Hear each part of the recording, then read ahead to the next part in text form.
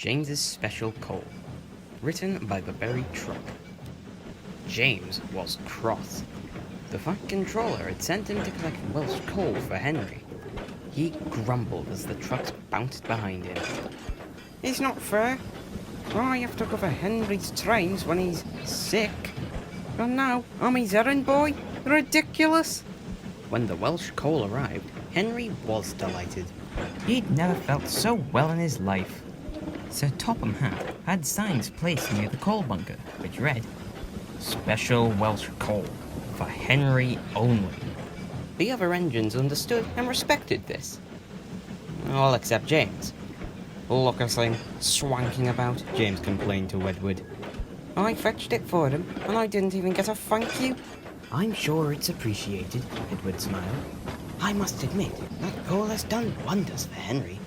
Imagine what it might do for us." Edward meant this in jest, but James smirked. I wonder...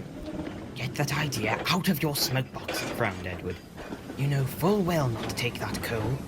Poor Henry has suffered enough, and he doesn't need you pilfering the one thing that makes him better." James said nothing more, as he began making a plan.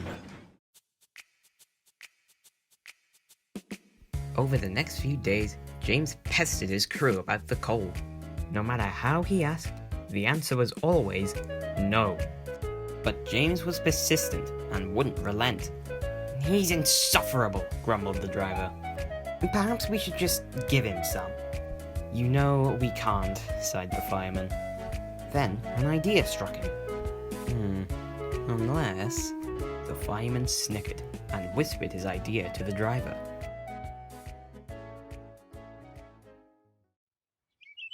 Next morning, James's crew came early to the sheds. He was surprised to see them. "You know, old boy," whispered the driver, "you do deserve some of Henry's coal. Let's hurry to the bunker, but keep quiet. We'll be loaded up and away before anyone notices." James was giddy, but did his best to contain his excitement. James backed down to the coal bunkers.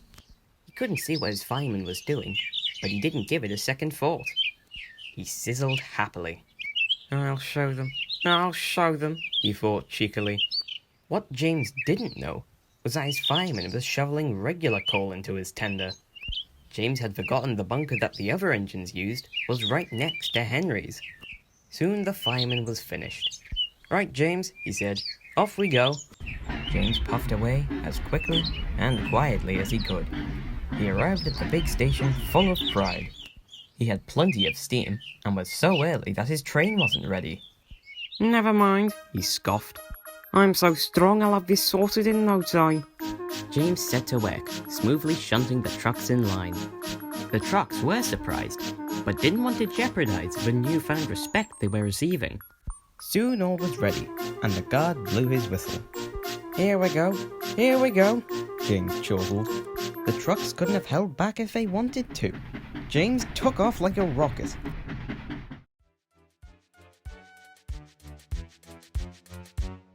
James sped down the line. Hillsides and houses were a blur, and children pointed in amazement as he passed. Perhaps this wasn't such a good idea," remarked the fireman. The driver, trying to keep his balance, said nothing. James was early at every station, made no fuss about shunting, and seemed to leave as quickly as he came. Every passing engine was quite surprised. By the end of the afternoon, James arrived back at the big station. He was sizzling in a siding, feeling very pleased with himself. "Couldn't be better," he smirked.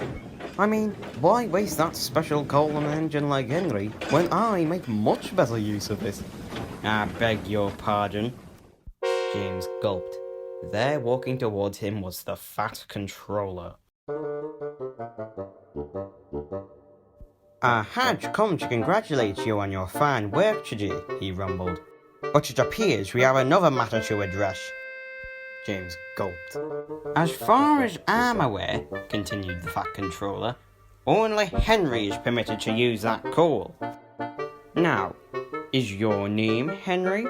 No, sir, it isn't." "Then why did you take that coal?" At that moment, James's crew appeared. "Pardon me, sir," said the fireman, "but you've got it all wrong. By the time he had explained the trick, James was aghast. So, all day, I've been using regular coal. The driver, fireman, and even the Fat Controller burst out laughing. James blushed.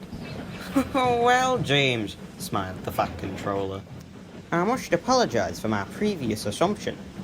You did a splendid job today. Hard work does not go unappreciated on my railway. He paused. James grinned in anticipation.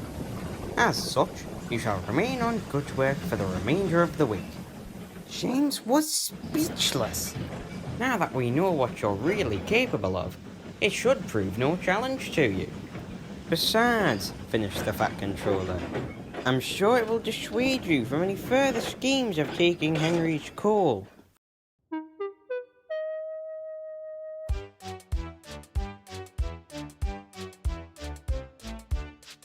James did stay on Good's work.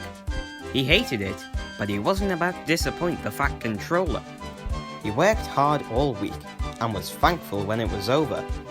He was going back to the sheds, when he saw Henry and Percy at the coal bunker. You know, Henry, giggled Percy, this coal makes me feel stronger than ever. Sounds to me like you've taken James's special coal, laughed Henry. James said nothing. He just sulked in the shed.